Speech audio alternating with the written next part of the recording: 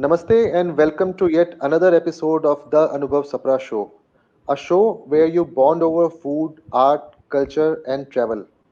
Today we have on our show someone who is a blogger, a recipe expert, someone who has helped many to kickstart their blogging career. Her recipes features on numerous online platforms, and I may not be surprised if you even have tried some of them. Her work is less of every appreciation you give. Here we welcome Neha Mathur, who is the proud curator of Whisk Affair. Welcome Neha ji to our brand new episode of the Anubhav Sapra Show. Thank you so much, Anubhav, for having me here. It's actually my pleasure. So thank you so much. Yeah. अच्छा नेहा जी हम लोग अपनी बातचीत शुरू करेंगे और उससे पहले मैं ये जानना चाहता था कि आप ओरिजिनली उत्तर प्रदेश से हैं, यूपी से हैं और अभी पुणे में रहते हैं, if I am Right, correct? right. जी।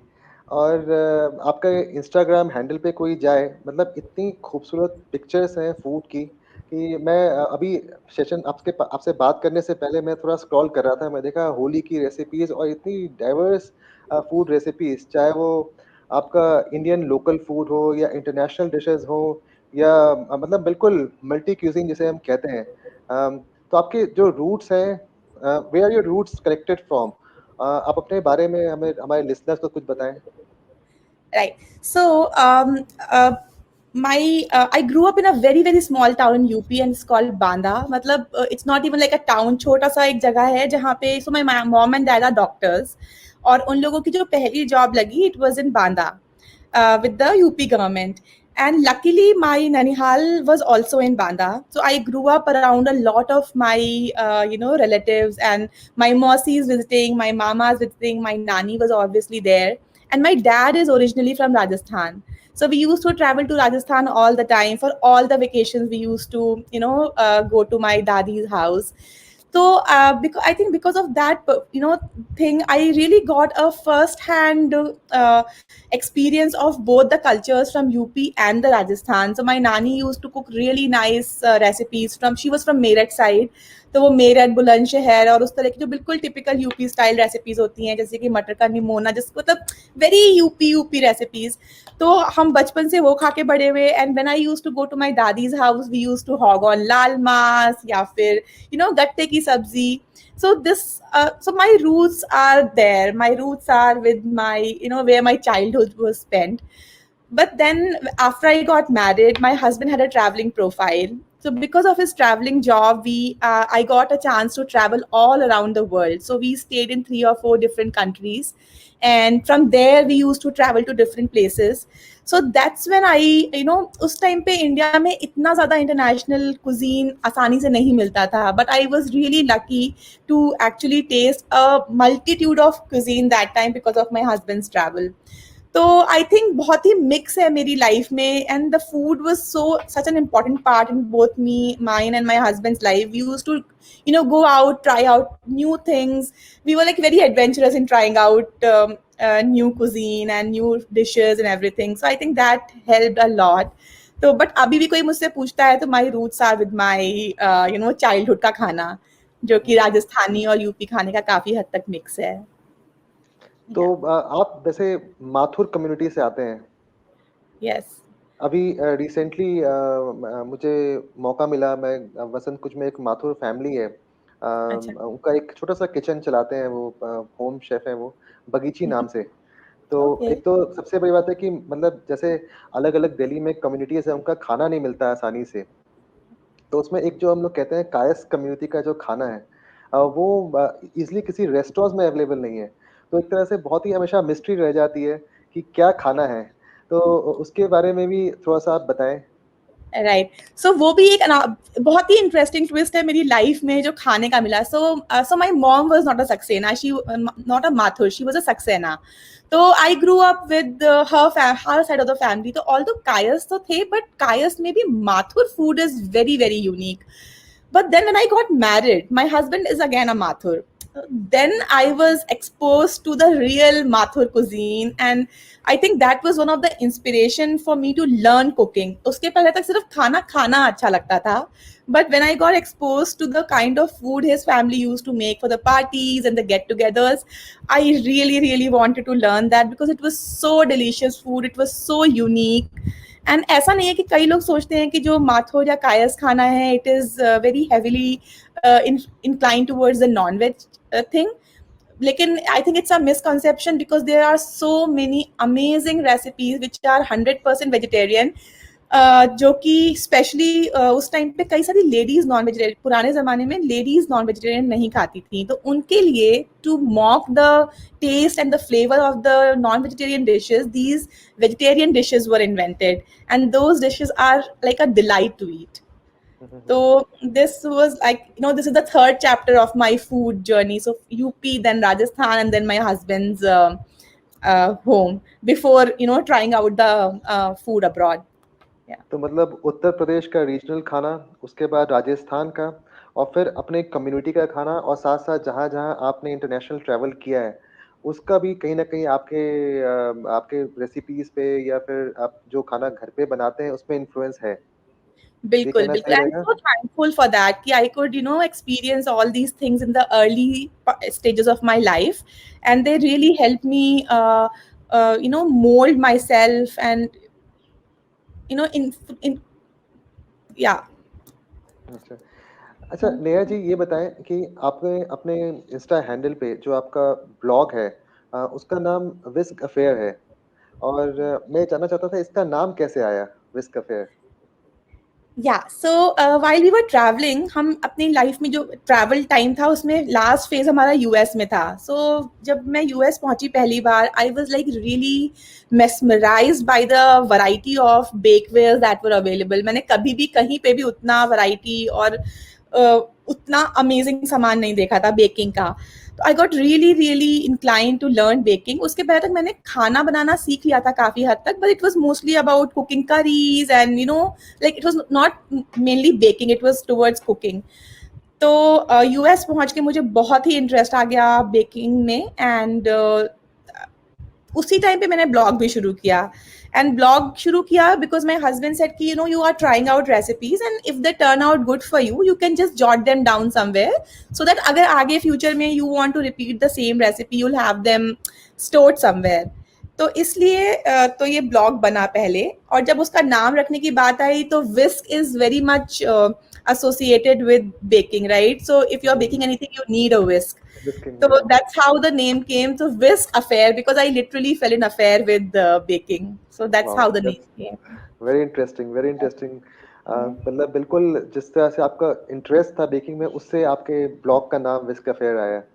और Right. सही में सही मायने में मतलब हर एक ब्लॉग के पीछे कुछ ना कुछ, जो ब्लॉग के नाम होते हैं उसके पीछे कुछ ना कुछ कहानी होती है। जैसे Right. हमारे पेज का नाम है दिल्ली फूड वॉक्स, तो हम लोग फूड वॉक्स कंडक्ट करते हैं और फूड के लिए ट्रैवल करते हैं, तो we have named it food walks. वैसे ही Perfect. तो जी। अच्छा, एक नेक्स्ट था कि as a profession you are a recipe expert.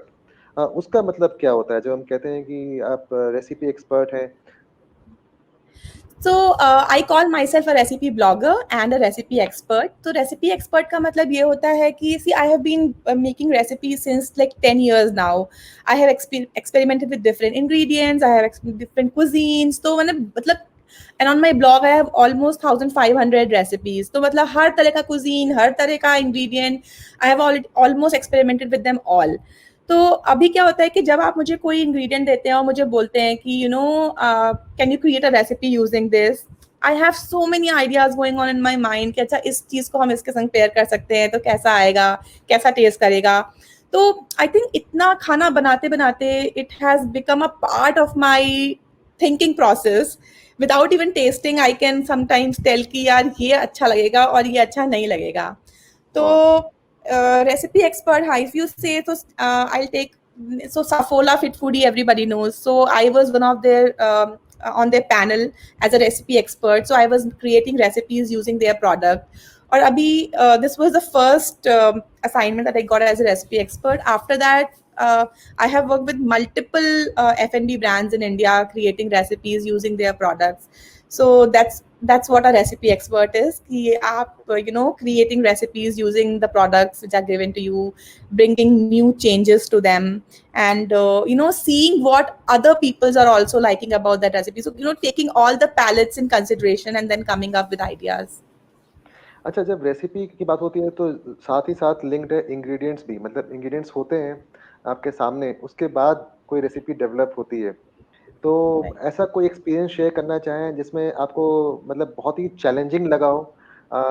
ऐसे कुछ इंग्रीडिएंट्स आपके सामने दिए गए हों और उससे कोई डिशेज़ बनाने में, या फिर एक कोई ऐसी मेमोरेबल रेसिपी जो सबसे आपकी फ़ेवरेट है जिसको कहा जाए? मेरे को सी आई जस्ट लव फूड, तो मुझसे ये क्वेश्चन कई बार लोग पूछते हैं कि which is your favourite cuisine, which is your favourite recipe. तो मुझे लगता है कि मैं शायद इस बात को मतलब जस्टिफाई नहीं करती। I just love good food, I just love to try out different cuisine, I just love to try out good ingredients.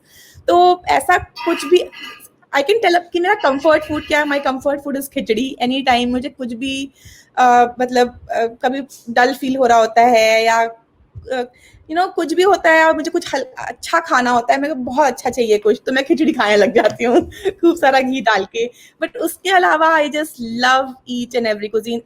Every cuisine has something unique to give to you.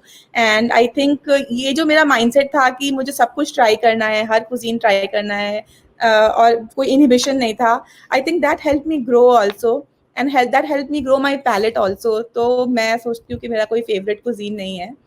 On coming back to कोई experience जिसमें मुझे कुछ बनाना हुआ, बहुत सारे हैं। तो कभी कभी बड़े सारे वियर इंग्रेडिएंट्स होते हैं, जैसे कि जिनके संग आपने कभी कम काम नहीं किया होता है, तो वियर नहीं होते, बहुत अच्छे इंग्रेडिएंट्स होते हैं, but just because you don't know how to handle them, you have not work with them, तो थोड़ा सा इंटिमिडेटिंग लगता है। लेकिन आजकल द गुड थिंग इज कि there is so much information available online, और if you want to learn something you can. So there is no excuse to it कि ये मुझे नहीं पता। तो if you there are so many resources online, there are so many books, तो अगर कोई चाहे कि वो इस बारे में सीखना चाहता है तो वो कर लेगा। तो one of those experiences, we went to Iceland on a travel, and वहाँ का जो ट्रेडिशनल फूड है वो थोड़ा सा स्ट्रॉन्ग और थोड़ा सा एक्वायर्ड टेस्ट होता है। तो वो that was a very interesting experience for me to eat that food. I am not very adventurous eater that way, कि मतलब I love to explore but उतनी भी एडवेंचरस नहीं हूँ। So that cuisine was a little different, and अभी लगता है कि चलो अच्छा हुआ एक बार ट्राई तो किया। जी, जी, जी। बिल्कुल, बिल्कुल, जो आदमी ट्रैवल करता है, लोकल फूड हमेशा जब आप कहीं जाते हैं, तो पहली बार ट्राई करते हैं, तो बिल्कुल नया होता है क्योंकि आप फर्स्ट टाइम ट्राई कर रहे हैं। तो धीरे-धीरे राइट, समय लगता है अपने पैलेट को समझाने में, अच्छा ये टेस्ट है, ये अच्छा है, ये अब राइट। मज़ा नहीं आ रहा है खाने में। आई अच्छा, थिंक एक अभी बार आप ऐसा, सॉरी, एक बार ऐसा स्कॉटलैंड में भी हुआ। तो स्कॉटलैंड में वो ब्लड सॉसेजेस होती हैं, they are very very popular, so हुँ, हुँ। Everybody who goes to Scotland they eat that. तो बट मैं उस मतलब वो खाने में भी मुझे बहुत हिम्मत जुटानी पड़ी, but when I ate I really liked it. तो या अच्छा, मैं इस सवाल को ऐसे पूछता हूँ कि सबसे ज़्यादा एंगेजमेंट आपके जो ब्लॉग जर्नी में कौन-सी रेसिपी में हुआ? मतलब सबसे ज़्यादा हिट्स आए हों उस पे, या सबसे ज़्यादा लोगों ने एप्रिशिएट किया हो, या most liked recipe of yours? या तो वेरी इंटरेस्टिंग। अभी पिछला लॉकडाउन जब था, जब कोरोना बिल्कुल शुरुआत हुई थी, so I have a golgappa recipe on the blog. It's a very nice recipe to make the golgappas from home. And I think वो 2 महीने में my I typically get around 1.2 to 1.5 million views on my blog every month. But वो 2 महीने में I got around 3 million views on the blog, और wow! वो 1.5 million views हर महीने was coming to golgappa recipes.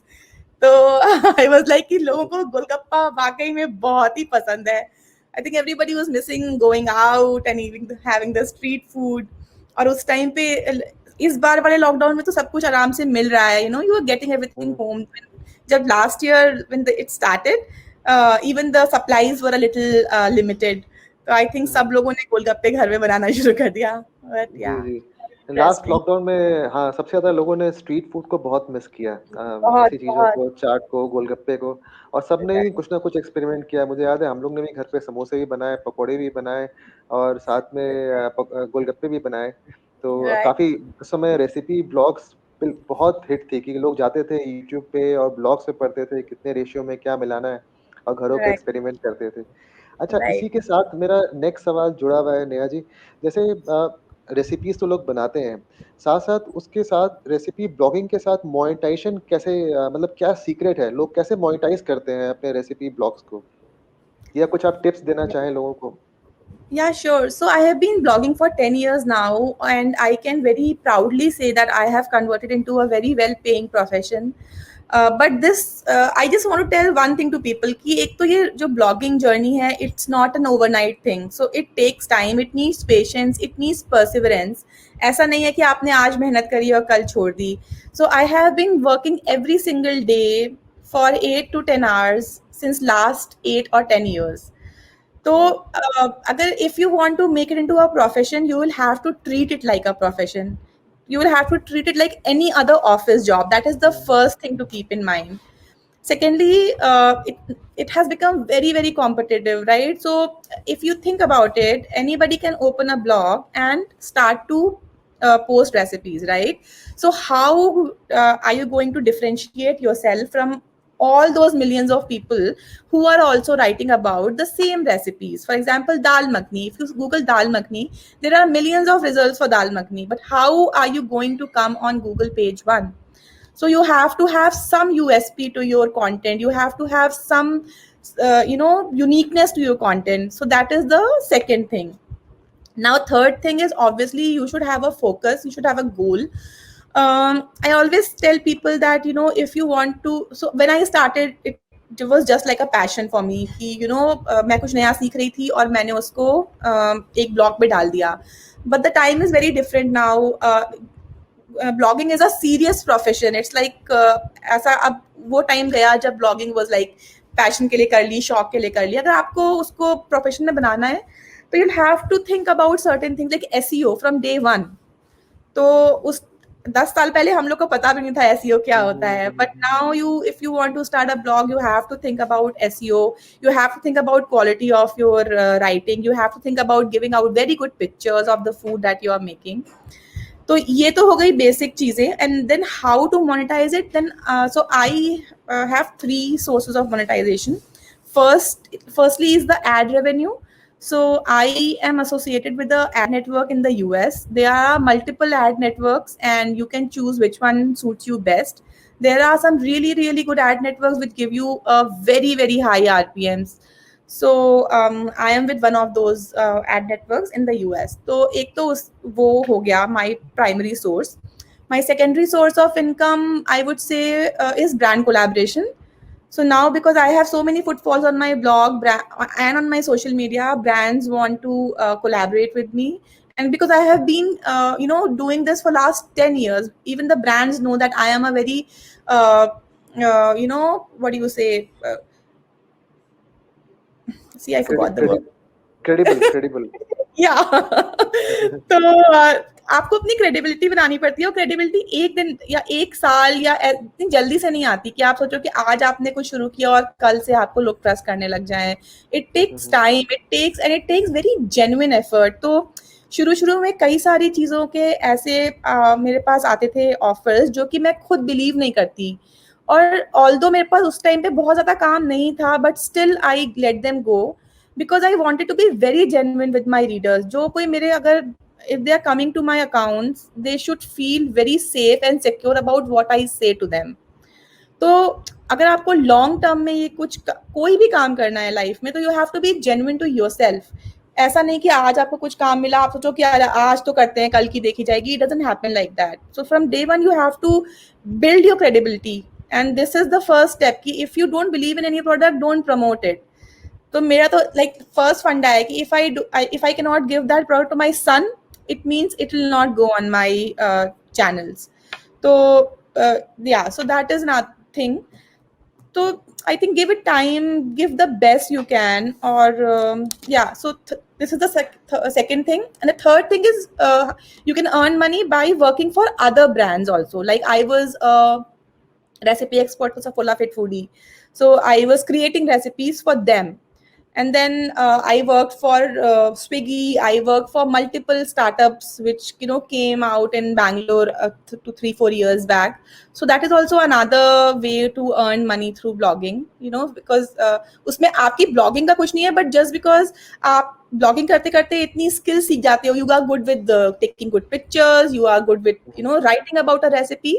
So this is like an indirect source of income where you work for other brands, create content for them. Yeah, so these are the three ways which I earn mostly. And yeah, so yeah. मतलब बहुत ही consistency के साथ, मतलब 10 years बहुत लंबी journey होती है। और आपने बिल्कुल ऐसे बताया कि प्रोफ़ेशन के साथ जैसे लोग अपने किसी और प्रोफ़ेशन को परस्यू करते हैं, चाहे कोई भी हो, और इतने घंटे लगा के अपने ब्लॉग को तैयार करना और साथ में उससे रेवेन्यू जनरेट करना, it's a big achievement. In fact for 10 years consistently doing it.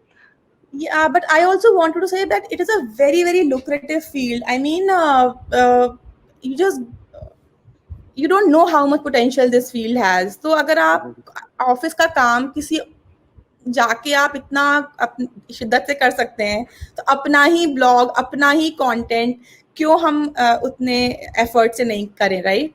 So that always kept me driven कि I knew the potential and I was like नहीं, ये तो करना ही है। तो या अच्छा, मेरा एक ये पर्सनल सवाल है कि रेसिपीज़ में जैसे हम लोग ऑनलाइन टीवी में शोज़ भी होते हैं, आज की डेट में डिजिटल मीडिया इतना पॉपुलर है, सोशल मीडिया आपका फेसबुक है, फिर ट्विटर भी है, साथ में इंस्टाग्राम है, यूट्यूब है।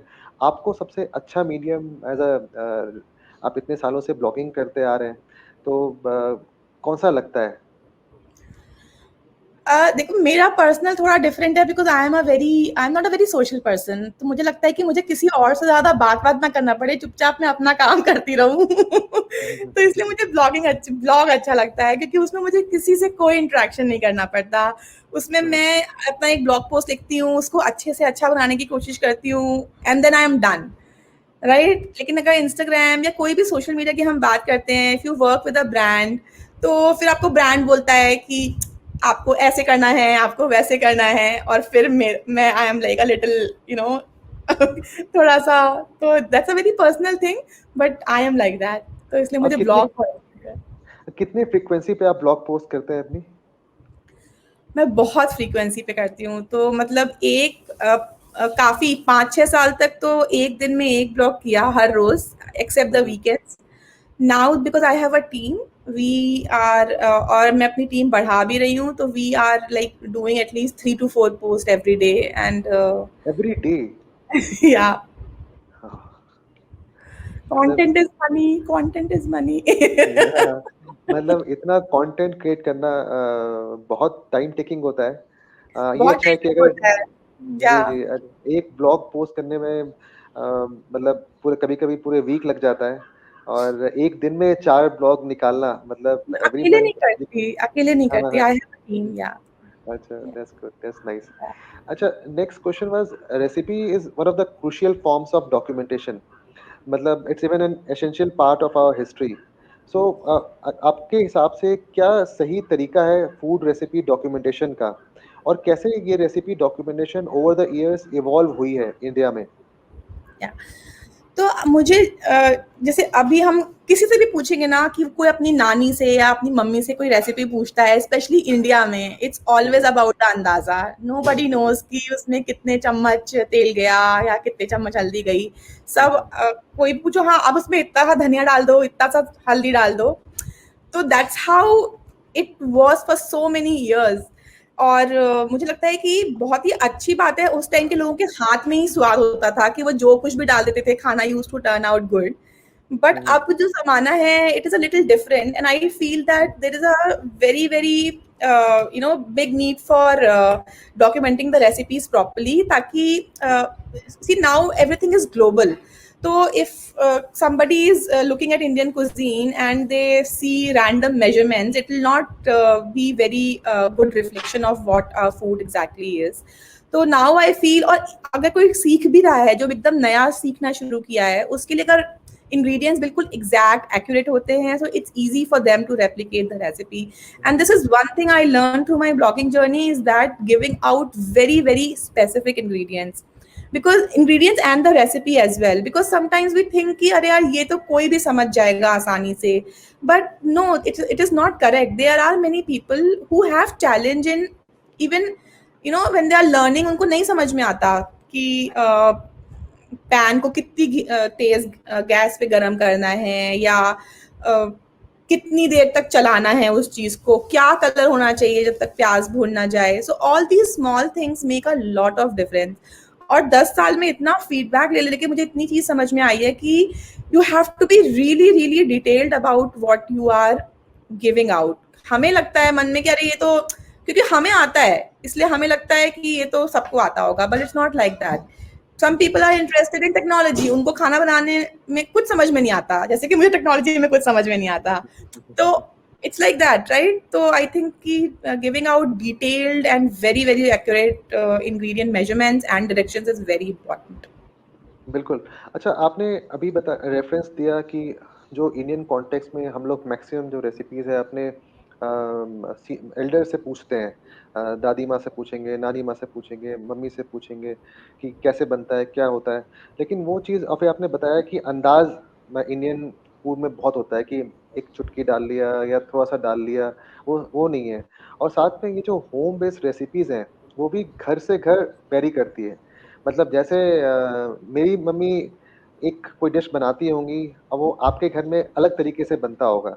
तो उसमें स्टैंडर्डाइजेशन कैसे किया जा सकता है, या क्या क्या ऐसा आपने ब्लॉग के थ्रू स्टैंडर्डाइजेशन किया है?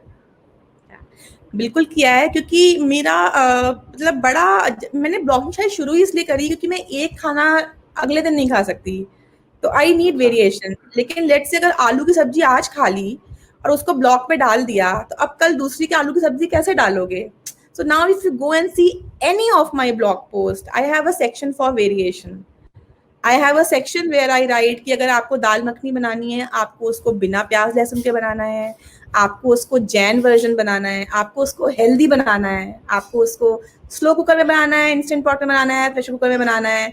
So like there are multiple variations of the same recipe on the blog post, ताकि और ऐसे ही कि कोई भी ऐसे आलू की सब्जी है, एक हींग जीरे के संग भी बन सकती है, एक प्याज के संग भी बन सकती है, एक कैसे भी बन सकती है. So most of my blog post have these variations mention, क्योंकि एक ही सा खाना खाएंगे बहुत ही बोरिंग हो जाएगा.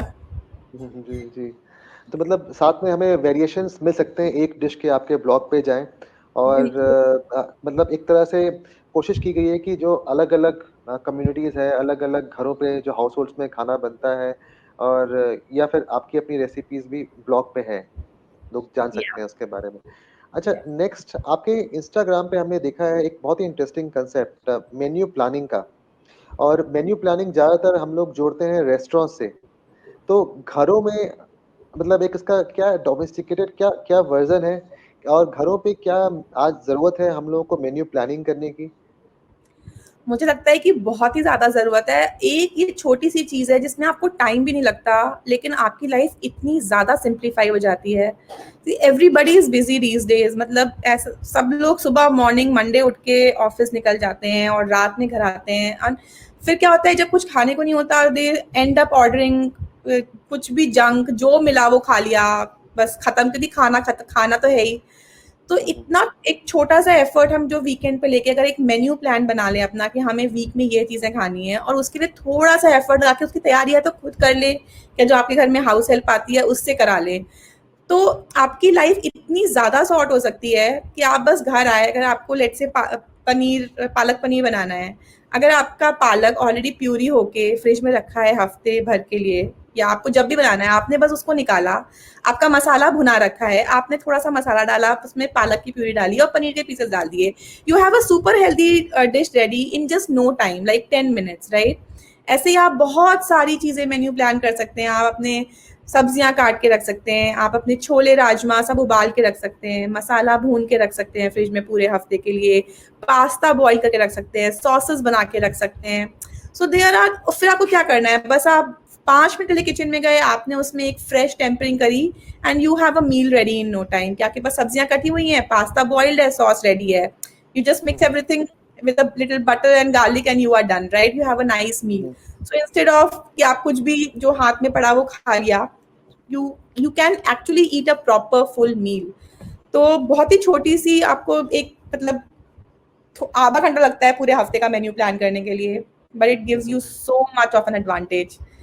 तो मतलब मैं तो अगर आप फ्री भी हो, घर में भी रहते हो या कुछ काम नहीं, तब भी मैं कहती हूँ कि ये काम तो करना ही चाहिए, क्योंकि फिर वो जो बिल्कुल आपका एक्स्ट्रा टाइम है वो आप कहीं और यूटिलाइज कर सकते हैं.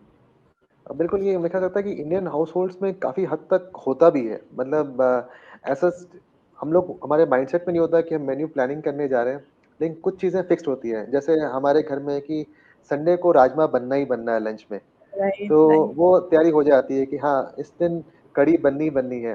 तो कुछ चीज़ें कहीं न कहीं ओवर द वीक ये प्लान रहती हैं, लेकिन हाँ, कॉन्शियसली हम लोग कभी वैसा सोचते नहीं है कि आज हमें सोचते पूरे वीक में क्या करना है। लेकिन अच्छी चीज़ है, आपने बहुत सा एक वो भी बताया कि ऐसे लोग प्लान नहीं करते हैं, तो जंक फूड की तरफ चले जाते हैं। पता नहीं होता कि आज शाम में क्या खाना है या कल हम इस दिन क्या खाने वाले हैं और लास्ट में आप ऑनलाइन गए और आपने कुछ जंक फूड या तो घर से बाहर से मँगवा लिया या घर पे जो भी है उठाया और खा लिया। तो बहुत राइट. ज़रूरी है, मतलब न्यूट्रिशन भी जुड़ा हुआ है कहीं न कहीं हमारे ये मेन्यू प्लानिंग से।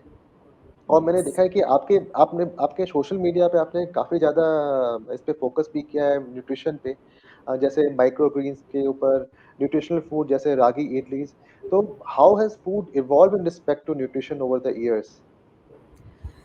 So I think people have become more aware of their lifestyles. एक तो वैसे ही इतनी busy lifestyles हैं, बहुत ज़्यादा time नहीं है कि health. मतलब पुराने ज़माने का जो तरीका था काम करने का, that itself was a exercise अपने आप में, right? कि अगर हम अलग से नहीं भी करते तो भी जो दिन भर में जैसे झाड़ू पोछा घर का खुद करते थे या खड़े होके बर्तन भी धोते थे, आजकल वो सब चीज़ें तो खत्म हो गई हैं. तो हुँ, हुँ। अगर एक्स्ट्रा एक्सरसाइज नहीं करें तो उसके अलावा और कुछ नहीं मिल रहा हम लोगों को, एंड उसके साथ साथ अच्छा हेल्दी खाना खाना भी खत्म होता जा रहा है. तो आई थिंक थोड़ा सा consciously I think people have also started to think कि अगर हमें अपने न्यूट्रिशन पे ध्यान देना बहुत जरूरी है. तो ऑल्दो मैं बहुत ज्यादा, so I personally prefer in portion controls. मैं बहुत ज्यादा जैसे फॉर एग्जाम्पल कुछ चीजें हैं जिनको मैं सोचती हूँ कि जैसे समोसा है फॉर एग्जाम्पल, मैं कभी भी बेक समोसा नहीं खाती. मैं भले ही समोसा महीने में एक बार खाऊं, दो बार की जगह, बट मैं जब खाऊंगी मैं वो तला हुआ प्रॉपर समोसा ही खाऊंगी. So that way I am very particular about a few things जिनको जैसा खाना चाहिए वैसा खाना चाहिए. लेकिन उसके अलावा जो हमारा रोज का खाना है, अगर हम उसमें छोटे छोटे चेंजेस करके जो ये अच्छी न्यूट्रिशियस चीजें हैं उनको इंक्लूड कर पाए. फॉर एग्जाम्पल डोसा बैटर, वो अपने आप में भी बहुत हेल्दी है, लेकिन अगर उसमें आप थोड़ा सा रागी का आटा और मिला दें या कोई और अच्छे जो सुपर फूड्स हैं वो और मिला दें, थोड़ी सब्जियां मिला दें, तो उसकी जो न्यूट्रिशनल वैल्यू है वो थोड़ी और बढ़ जाती है. तो लेट्स से अगर आप हफ्ते में 2 चीट मील्स खा रहे हैं और आपने बाकी पूरे टाइम ऐसा अच्छा खाना वो भी पोर्शन कंट्रोल में खा लिया, so there is nothing, you should not even call them a cheat meal then, कि बिल्कुल। बिकॉज आपने पूरे हफ्ते अच्छे से अपनी बॉडी को देखते हुए नरिशिंग खाना खाया है. अरे छोटे छोटे चेंजेस जो आप कर सकते हैं अपनी लाइफस्टाइल में, अपने खाने के तरीके में, तो वो मैं कोशिश मैं करती हूँ कि जो मैं अपने घर में कर रही हूँ थोड़ा बहुत सोशल मीडिया पे भी शेयर कर दूँ. मैं बिल्कुल एग्री करूँगा आपके साथ कि हमें जो हेल्दी वर्ड है सो कॉल्ड आज की डेट में और वो बहुत ही वेरी करता है। मतलब एक कोई फिक्स्ड नहीं है कि ये चीज़ है। और जैसे आपने बताया कि आपने अपनी बैलेंस डाइट अगर हफ्ते में आप 5-6 दिन ले रहे हैं, तो एक दिन आप खुल के जो चीज़ खाना चाहें वो खा सकते हैं और उसको चीट डे बोलना सही नहीं रहेगा, क्योंकि आपने 5-6 दिन तो अच्छे से बैलेंस डाइट लिया है, हर एक चीज़ अच्छे से ली है। एग्जैक्टली, अ, एग्जैक्टली. तो अच्छा, मैं अब दोबारा से हमने आपके ब्लॉग के बारे में बात की, आपके पूरे रेसिपी डॉक्यूमेंटेशन किस तरह की जाती है और कैसे लोग मोनेटाइज़ कर सकते हैं, उसके बारे में बात की। मैं दोबारा से फर्स्ट सवाल जो मैंने आपसे पूछा था कि आपकी जर्नी की शुरुआत ये आपके ब्लॉग में कहाँ-कहाँ से मेजर इन्फ्लुएंसेस दिखते हैं? जैसे आपने बताया कि यूपी, राजस्थान और आपके इंटरनेशनल ट्रैवल्स और आपकी कम्युनिटी का खाना, सब कुछ कहीं न कहीं आपके ब्लॉग्स में रिफ्लेक्ट करता है। तो कुछ चाइल्डहुड मेमोरीज़ फूड की अ, जो आप शेयर करना चाहें, जो ऐसी डिशेज़ जो आपको लगता है कि अब एक तरह से फॉरगॉटन रेसिपीज़, मतलब लॉस्ट रेसिपीज़ नहीं कहूँगा मैं, कि जो अब नहीं मिलती, जैसे यूपी में भी। आपने एक डिश का एग्ज़ाम्पल तो दिया निमोना का, तो ऐसी और हाँ. भी कोई डिशेज़ हैं अलग-अलग जगहों की, ख़ासकर मैं बात करूँगा यूपी की और राजस्थान की। और राजस्थान में भी एक हमने बहुत स्टैंडर्डाइज़ेशन कर दिया है कि खाना जब राजस्थान का बोलते हैं तो दाल-बाटी चूरमा, लाल मांस यही ध्यान में आता है। तो ऐसी कुछ रेसिपीज़ हैं जो आपके ब्लॉग पे लोग जाके देख सकते हैं और जिसके बारे में लोगों को उतना नहीं पता है? या तो अगर यूपी की रेसिपीज की बात करें तो बड़ी सारी हैं। मैंने निमोना का तो नाम लिया ही एक। उसके अलावा जब हम लोग छोटे थे तो बहुत तरह तरह के शरबत माई नानी यूज टू मेक। एक उसमें वो चंदन का शरबत बनाती थी और हर गर्मियों में मतलब वो शरबत बनता था and it use to be so cooling और एक अलग ही उसमें फ्रैग्रेंस और फ्लेवर होता था। तो वो एक शरबत मुझे याद है। उसके अलावा शी यूज टू मेक सब्जी और वो मटर होती है ना, बिल्कुल जो यंग मटर होती है एकदम सॉफ्ट हुँ, हुँ। वाली, हुँ, हुँ। उसके अंदर के वो निकल जिनके छिलके होते हैं, हुँ, उसकी हुँ। एक वो सब्जी बनाती थी और वो सब्जी आई स्टिल रिमेम्बर इतनी अमेजिंग लगती थी। मैंने शायद उतनी सॉफ्ट मटर अब नहीं मिलती इसलिए वो सब्जी हुँ, नहीं खाई है काफी सालों से, हुँ, या हुँ। फिर I don't know what is the reason but I still remember the taste lingering. मुझे ना मतलब अच्छा लगता है सोच के कि वो सब्जी हम लोग खाते थे। और कटहल कटहल बहुत यूज होता था जब हम लोग छोटे थे। अब अच्छा कटहल मिलना भी, जहाँ एटलीस्ट पुणे में जहाँ मैं रहती हूँ वहां पे मिलना थोड़ा मुश्किल हो गया है। हुँ, हुँ, हुँ। तो कटहल की बिरयानी बनती थी, कटहल के कोफ्ते बनते थे, कटहल के कबाब बनते थे और एक फालसे आते थे उस टाइम पे। अब वो मुझे हुँ, हुँ। फालसे खाए हुए अरसा हो गया। दिल्ली में तो मिलते हैं अच्छा। शायद अभी भी, जी, जी, दिल्ली लेकिन में मिलते हैं सीज़नल। सिर्फ दिल्ली में मिलते हैं, सिर्फ दिल्ली में मिलते हैं। हुँ, हुँ। मैंने और कहीं मिलते हुए फालसे नहीं देखे। तो फालसे का शरबत तो मतलब गर्मियों में बनना ही बनना है। और हुँ, हुँ, हमारे घर हुँ। में फालसे की कढ़ी बनती है। It is a very Mathur specific speciality जो हुँ, हुँ। शायद किसी ने कभी नहीं सुनी होगी। वो हुँ, मेरे हुँ। ब्लॉग पे रेसिपी भी पड़ी हुई है, तो उसको ट्राई कर सकते हैं। It's a very very nice recipe. तो फालसे की कढ़ी बनती थी। And then coming back to Rajasthani recipes, बड़ी इंटरेस्टिंग रेसिपीज है राजस्थान की। जैसे गट्टे तो बहुत लोगों ने खाए होंगे। हुँ, हुँ। हमारे घर में राम चने बनते हैं, तो उसमें जो सॉरी, गट्टे का ही राम चने, राम चने, ये क्या या होता है? तो बेसिकली बेसन का ही आटा बनाते हैं जैसे गट्टे में बनाते हैं और उनको एकदम छोटी छोटी गोलियां जैसा बना के फिर वो हाँ, गोलियां हाँ। फ्राई हो जाती हैं और फिर वो मसाले की ग्रेवी में डाल के खाई जाती है। सो ये इतनी पॉपुलर रेसिपी है कि शायद हर राजस्थानी घर में बनती है, हर राजस्थानी घर में। बट समहाउ बहुत ज्यादा पॉपुलर नहीं हो पाई क्योंकि गट्टे ने हुँ। शायद उसकी प्लेस ले ली। तो इट्स अ जी, वेरी होम स्टाइल रेसिपी। तो एक ये वो आपके हो ब्लॉग में है? ये आपके ब्लॉग में गई। रेसिपी है इसकी? ये मेरे ब्लॉग में नहीं है, अभी थी अ, बट फॉर सम रीजन वो पता नहीं कहीं से डिलीट हो गई। हुँ, हुँ, तो हुँ। बट मैं डालती हूँ जल्दी। और इसके अलावा एक राजस्थानी सफेद मांस होता है। लाल मांस तो बहुत पॉपुलर हो गया, बट सफेद मांस और एक होता है जंगली मांस। तो हुँ, हुँ। राजस्थान में एक्चुअली जितना पॉपुलर लाल मांस नहीं था पहले, उससे ज्यादा पॉपुलर जंगली मांस था। बिकॉज जो पुराने राजा वाजा होते थे वो सब शिकार पे जाते थे और वहां पे जाके बिल्कुल मिनिमम इंग्रेडिएंट से जो उन्होंने शिकार किया उसको पकाते थे। तो हार्डली 4 या 5 इंग्रेडिएंट होते हैं इस रेसिपी में जंगली मांस की। But it is a worth try recipe. इसमें जो मीट का फ्लेवर होता है that is like just amazing, क्योंकि इतने मसाले नहीं होते तो फिर you and up actually testing the good जो मीट का फ्लेवर होता है। हुँ, हुँ, हुँ। ऐसी एक हरी मिर्च का मांस होता है, उसकी रेसिपी ब्लॉग पे है। तो उसमें लाल मिर्च के बजाय जो मटन होता है उसको हरी मिर्च, खूब सारी हरी मिर्च के संग पकाते हैं। It's hmm, a hmm. Fabulous recipe. सिर्फ घी होता है इसमें, खूब सारा हरी मिर्च होती है और मटन होता है, नथिंग हुँ, हुँ, एल्स। हुँ। तो ये ऐसी सिंपल रेसिपीज है जो बिल्कुल टाइम के संग खत्म होती जा रही हैं। अभी भी घरों में बनती हैं, हुँ, लेकिन हुँ। आई थिंक बिकॉज रेस्टोरेंट्स ने उनको अडेप्ट नहीं किया इसलिए लोगों को खाने को नहीं मिल पाती। हुँ, हुँ। तो ऐसी वेजिटेरियन रेसिपीज भी हैं। मिर्ची के टपोरे बनते हैं हमारे घर में, बिल्कुल सिंपल मिर्ची को काट के उसको टेम्पर कर दिया जाता है। तो और कुछ नहीं होता तो मिर्च के टपोरों के संग आप रोटी खा सकते हैं। तो या देयर आर मल्टीपल रेसिपीज, इतनी मुझे अभी दिमाग में याद आ रही हैं। जी, जी, आपने मतलब जो बताया, मैं राजस्थान इतना ट्रैवल कर चुका हूँ लेकिन मुझे किसी ने राम चने की सब्ज़ी नहीं खिलाई। हाँ, और आपने पितोड़ भी नहीं खिलाया होगा शायद। हाँ जी? पितोड़, पितोड़ पतौड़े, जो अरबी के पितोड़ पत्ते होते हैं? नहीं। सो पतोड़ की सब, not pitod, sorry, patod, it's called हाँ, पतोड़। हाँ। तो उसमें बेसन को हम लोग पकाते हैं and then we set it like a barfi. हाँ, हाँ। फिर वो बर्फी मतलब उसके पीसेस काट के then they are fried and then they are simmered in a gravy. It is also a very very popular Rajasthani recipe. ये ट्राई किया है मैंने। ये है हमारे ब्लॉग में है। हम लोग बीकानेर में गए थे। एक मतलब वो कल्चरल एक्टिविस्ट आप कह सकते हैं, एक आर्टिस्ट हैं, उनके घर पे ओके। गए थे। तो उनके फैमिली ने हमें बना के खिलाया था। उन्होंने थाली को उल्टा करके बेसन को फ्लैट किया, उसके पीसेस काट के और फिर उसकी सब्ज़ी बनाई थी।